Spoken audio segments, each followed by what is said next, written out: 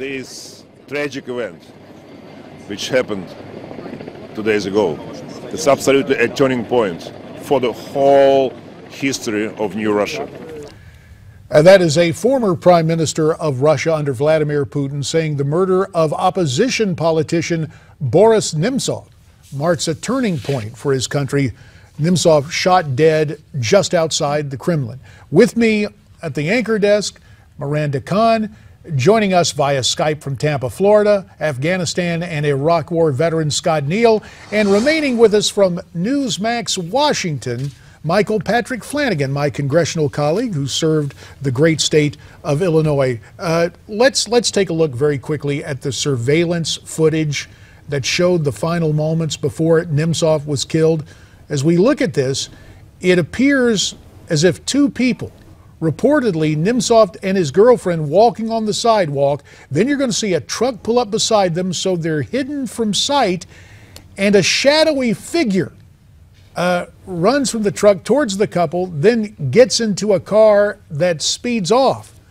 From a distance, what can we draw from this, Scott? It looks like a well-rehearsed mission.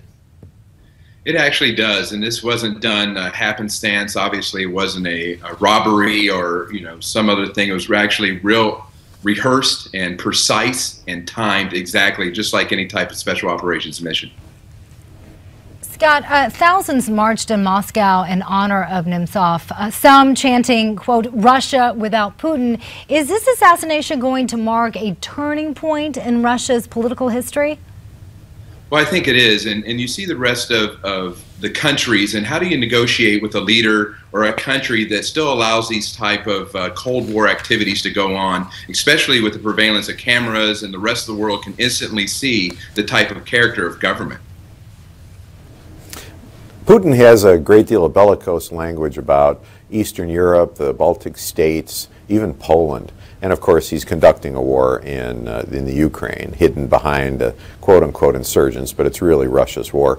If Putin winds up in deep political trouble in Moscow, and this war really is his, what does that say for the future of that war? Can the Ukrainians look forward to something good happening here? Well, I think, once again, we're kind of in this unconventional space within Ukraine, and Putin's really trying to keep his message and his narrative focused on his guidance. And anytime you have, anybody speaking out against the government, it creates this kind of, confusion amongst the population that will question him. And obviously, he took his measures, which he knows, which is assassination. Well, mindful of this, and as we see Mr. Putin on file tape there have been those who have characterized him as a KGB apparatchik, as one who has been involved so often in the cloak and dagger affairs of the old Soviet Union that he would not hesitate a nanosecond to literally take out his political opposition. I guess my question, Scott, is this: the back and forth between the traditional Russian yearning for a, quote, strong man, given the plausible sophistication and hunger for a change in leadership and a kind of back to the future we saw in the wake of the overthrow of the old Soviet Union. Is there a role for America to play in this, or do we just step back and watch? I think right now America has to step back and watch, because you don't want to hinder what's naturally going to happen. And what you're going to see is a population that did admire a leader, and they thought he was a leader of character and strong conviction, represented the Russian people. But what he's displayed is his mobster, gangster-like, upbringing to settle disputes. And how can you be a leader of a country when you settle disputes like this type of assassination? Scott, we only have a minute left, but what do you think this means for U.S.-Russia relations? I mean, are we reaching a new post-Cold War era? Well, I think we are, and once again, you also have to be just as strategically concerned about his mindset. He'll continue to grab power the only way he knows how. He'll do it through proxies. He'll start to control assets and resources. He'll choke out in other areas economically his opposition. Obviously, he'll have to plan very carefully for more vocal opposition leaders, but really he'll only have to fall back on what he knows. And what we know, Scott and Michael, is that you will remain with us through the break. When we come back, we're going to shift our focus away from the intrigue in the former Soviet Union to the sad reality of what is happening with America's veterans. There is more to discuss. The VA story may have left the headlines, but the needs of our veterans remain very constant. They warrant our attention. We will focus on that subject when these two gentlemen join us following the break here on America's Forum. You stay with us too, as there's more to come from Newsmax TV.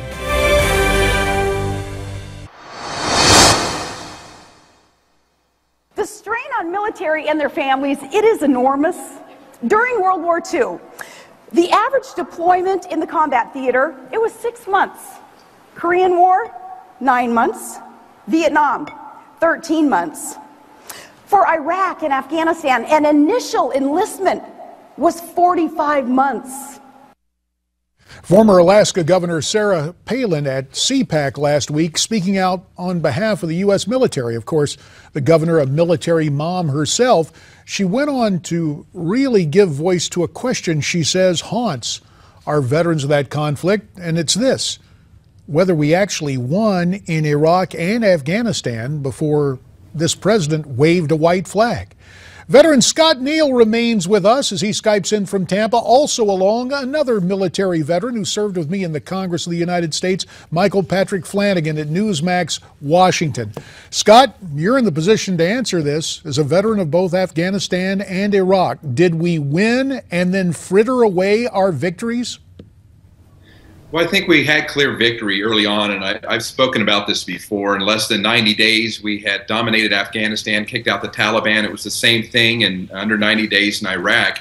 And then we slowly watched it grind into a halt through bureaucracies, policy failures, the inability to really understand our threat.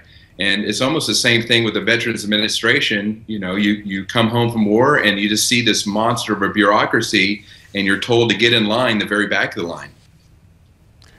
Yeah, I spent 2 years in Iraq toward the end of our time there, and I agree. I think we gave it away much later than after 90 days, though. I think when we refused to return to Iraq under our agreement to provide for their mutual defense, to sell them the weapons that we promised we'd sell them, to provide them the ability to handle their national defense, is really when we failed Iraq. Afghanistan perhaps a lot sooner. Tell me, what do you think about the ability of our president to be incapable of having these interpersonal relationships internationally, whether it's Putin or Netanyahu or al-Maliki or currently Abbas? Without that personal connection, it seems to me, he's at a great disadvantage and fails regularly. Well, I think he does, and you know, previous presidents really have spent the time to develop these relationships, because remember, it is the people-to-people connection where these successes will come from. It's not an administration, it's not a bureaucrat to another bureaucrat from another country. As a president, you are the leader, and as a leader, it's up to you to establish these formal interpersonal relationships, always.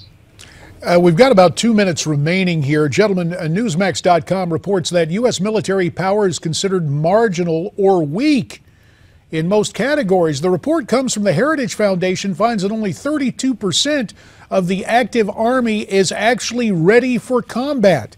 In view of that, Scott, are we woefully unprepared for ISIS?